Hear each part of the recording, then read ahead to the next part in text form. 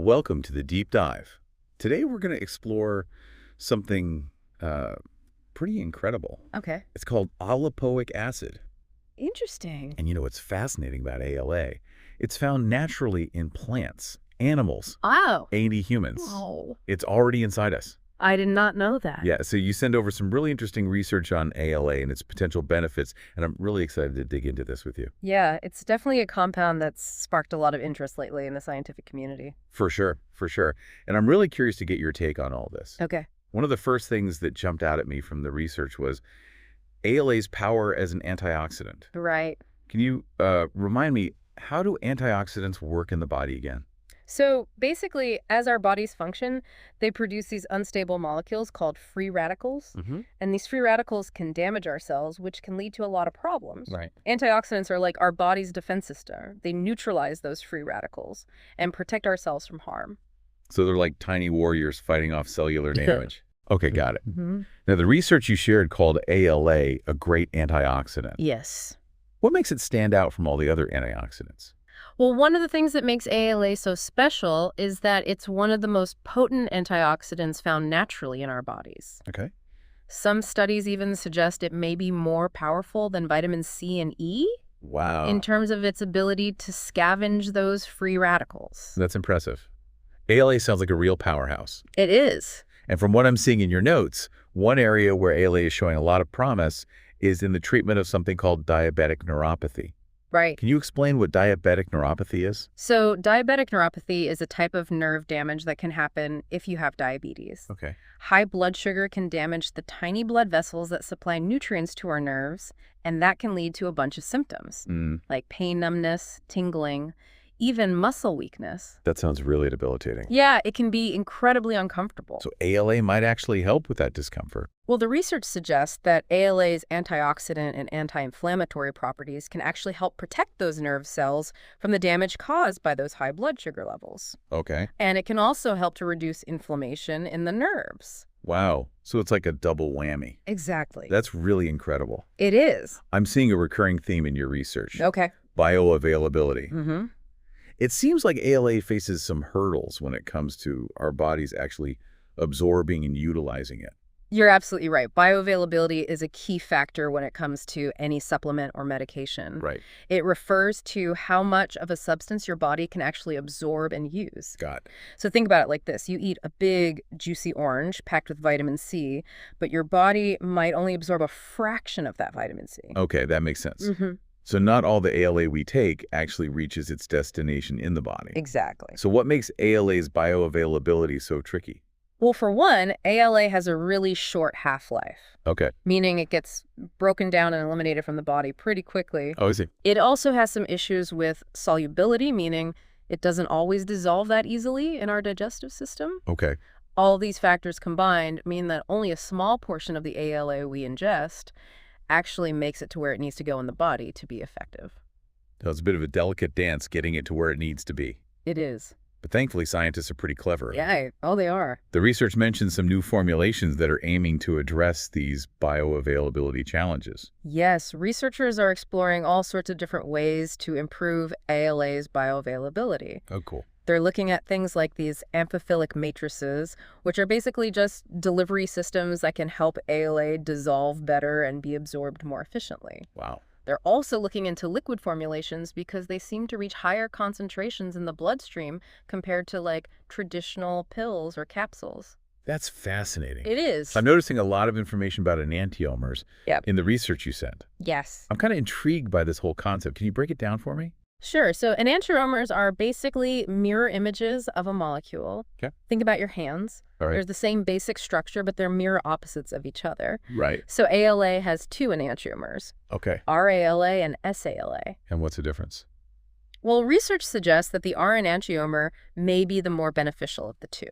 So RALA is like the superhero version of ALA. You could say that studies are showing that RALA has better bioavailability and stays in the body longer compared to SALA. Interesting. Mm-hmm. So it seems like there's a lot to consider when it comes to the different forms of ALA and how they act in the body. Definitely. There was one more detail from the research that I found particularly interesting. Okay. The fact that age can play a role in how well our bodies absorb ALA. Right. What's the thinking behind that? Well, preliminary research suggests that older individuals might not absorb ALA as efficiently as younger people. Yeah, this could be due to age-related changes in digestion or liver function, but we need more research to really understand all the details. That's fascinating. It seems like individual factors can really impact ALA's effectiveness. They can. So far, we've mainly talked about ALA's potential for diabetic neuropathy, Mm-hmm. but I'm seeing in your research some hints at other possible applications too. Yes. ALA is being studied for a really wide variety of conditions, which makes it so intriguing. This is where things get really interesting. Okay. We've talked about ALA being a powerful antioxidant, Right. but it looks like it's also involved in energy production at the cellular level. Exactly. Can you explain that a little bit? How does ALA fit into that whole energy production process? So ALA actually acts as a coenzyme. Coenzyme. That rings a bell. Okay. Remind me, what exactly is a coenzyme? So think of enzymes like these tiny little machines inside our cells that are responsible for all these important tasks, like breaking down the food we eat Okay. and converting it into energy. Got it. And coenzymes are like the vital helpers for those enzymes. They assist those enzymes in doing their job. So the enzymes are the workers and the coenzymes are like their tool. Exactly. Got it. So ALA specifically works with a couple of key enzyme complexes that are involved in breaking down carbohydrates, fats, and proteins. Okay. And this breakdown process releases energy, which our cells need to do all their activities. So ALA is like a key player in the energy production line. You got it. That's incredible. It is. And on top of all that, it's also fighting off those harmful free radicals. It's like the ultimate multitasker. The busy molecule. We talked about the potential benefits of ALA and the challenges with bioavailability. Right. What about safety? What do we know about ALA's safety profile? Well, overall, ALA seems to have a pretty good safety track record. Okay. Studies show that it's generally well tolerated even at higher doses. Okay. But as with any supplement or medication, there's always a chance of side effects. Right. Of course, nothing is completely risk-free. Exactly. Some people might experience some mild gastrointestinal issues like nausea or heartburn. Got it. And in rare cases, there have been reports of allergic reactions. Okay. So it's always a good idea to talk to your doctor before starting any new supplement regimen. Right. Especially if you have any other health conditions. Exactly. Or you're taking other medications. Always better to be safe than sorry. For sure. Okay. Diving back into the research you sent. Okay. There was one study that caught my eye Okay. that focused on ALA's potential effects on brain health, Okay. specifically cognitive function in older adults. Right. What can you tell me about that study? That study was really interesting because it was looking at whether ALA could improve memory and other cognitive abilities Okay. in people who were experiencing age-related cognitive decline. So it was looking at whether ALA could actually slow down or even reverse some of those age-related changes in the brain. Exactly. Interesting, were the findings promising? Yeah, the results were actually quite encouraging. Oh, wow. The participants who are taking the ALA supplements showed improvements in their memory, attention, and executive function compared to the people who received a placebo. That's remarkable. So ALA might actually have a protective effect on brain cells That's what the research suggests. as we age. Yes. Okay, I know we touched on this earlier, but I want to hear a little more about the research on ALA and obesity. Sure. What have scientists discovered so far? Well, more research is definitely needed in this area. Okay. But some studies have shown some really intriguing results, Okay. suggesting that ALA may help to improve insulin sensitivity Okay. and glucose metabolism. And those are both key factors in maintaining a healthy weight, right? Exactly. So ALA may be acting on those underlying metabolic processes It could be. that contribute to weight gain and obesity. Possibly. That's really promising. It is. And what about ALA's potential for central nervous system diseases? I'm seeing some research on that as well. Yeah. ALA is being explored for its potential role in conditions like Alzheimer's and Parkinson's disease. Its antioxidant and anti-inflammatory properties could potentially help protect brain cells from damage Wow. and maybe even slow down the progression of these diseases. It sounds like ALA might offer hope in some areas where there's a real need for new and effective treatments. Absolutely. I'm sensing a theme here. Okay.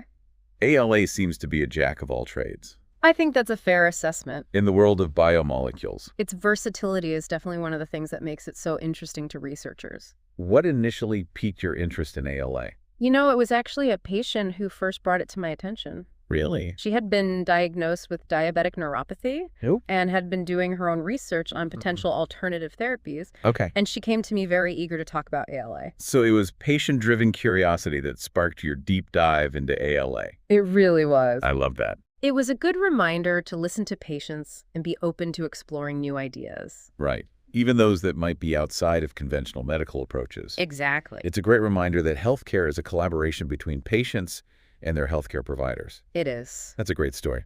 Thanks. It seems like your deep dive into ALA has taken you on quite a journey. It has. What aspects of ALA research are you most excited about? That's a great question. I think the potential applications for metabolic disorders, like diabetes and obesity, are particularly compelling. Yeah, those conditions affect so many people. They do. It's really important to find new ways to prevent and manage them. For sure. It's really crucial for public health. It's about addressing those underlying metabolic imbalances that are at the root of so many chronic diseases. Exactly. I'm also really intrigued by ALA's potential neuroprotective properties. The possibility that it could help protect against cognitive decline and play a role in treating neurodegenerative diseases is something I'm very passionate about. It offers a lot of hope in areas where there's a real need for breakthroughs. You're a big proponent of a holistic approach to health. I am. Where does ALA fit into the bigger picture of overall well-being? That's a great question. It's really important to remember that ALA is not a magic bullet. Right. And it's not a replacement for a healthy lifestyle. Of course. It's best to think of it as one piece of the puzzle when it comes to maintaining optimal health. So it's about integrating ALA into a broader framework of healthy habits. Exactly. A balanced diet, regular exercise, stress management, quality sleep. Right. These are all fundamental pillars of well-being. Those are the basics. Right. ALA might offer some additional support, Okay. but it's important to look at it within the context of a holistic approach. It's about creating a supportive environment for our bodies to thrive. Exactly. And it's crucial to remember that everyone's health journey is unique. Absolutely. What works for one person may not work for another. That's right. It's about finding what works for you and creating a personalized plan that supports your individual needs and goals. Exactly. And that's where working with your healthcare provider can be so valuable. Okay, before we wrap up our deep dive into ALA, there's one more area from your research that I wanted to touch on. And that's ALA's potential role in sports performance and recovery. Yes, that's definitely an area that's getting a lot of attention these days. It seems like it could be the next big thing in sports nutrition. We'll see. What's the thinking there? Well, you know how we talked about ALA's role in energy production at the cellular level? Well, when we exercise, especially intense exercise, our muscles need a constant supply of fuel. Right, to keep going. Exactly. And some studies suggest that ALA might actually enhance that energy production process. Oh, wow. Which could allow athletes to train harder and for longer periods of time. So it's like giving your muscles an extra boost when they need it most. Exactly. I'm also seeing some research on ALA's potential to reduce muscle fatigue and promote faster recovery after workouts. Intense exercise can cause lactic acid to build up in the muscles. Right, and that's what causes that soreness. Exactly. That's what makes us feel sore and fatigued. Yeah, exactly. And ALA might actually help reduce that lactic acid buildup. Oh, wow. Which could lead to faster recovery times and less soreness. Anyone who's ever worked out would love that. Right. We've talked about ALA's antioxidant power. Does that play a role in sports performance as well? It does. Exercise, especially intense training, generates a lot of free radicals, which can damage muscle cells and make us feel tired. Okay. So ALA, with those potent antioxidant properties, may help neutralize those free radicals. Got it. Protecting the muscles from damage and promoting faster recovery. It's like a two-pronged approach. It is. Boosting energy and minimizing damage. Exactly. That's incredible. It's a pretty powerful combination. But it sounds like we need more research. We do. To really understand how ALA can best be used. We need to figure out the optimal dosages, the timing, and the types of exercise where ALA might be most beneficial. And I imagine it's important for athletes to talk to their doctor or a sports nutritionist before starting to take ALA. Absolutely. They should always consult with a healthcare professional before starting any new supplement regimen. Good advice. I feel like we've covered so much today. We have. We've gone really deep on ALA. We have. We've explored the potential benefits for so many different things. A lot of things. From diabetic neuropathy and obesity to brain health and even sports performance. It's pretty amazing. It is. ALA is a great example of how much we still have to learn Right. about the natural world and all the potential benefits it holds. Absolutely. I think that's what makes scientific discovery so exciting. It is. We're always learning new things. Always. So as we wrap up our deep dive into ALA today, I want to leave our listeners with a final thought. What aspects of ALA resonated most with you? What new insights have you gained, and what questions are you still pondering? Keep digging, keep questioning, and keep that curiosity alive. Thanks for joining us on the Deep Dive.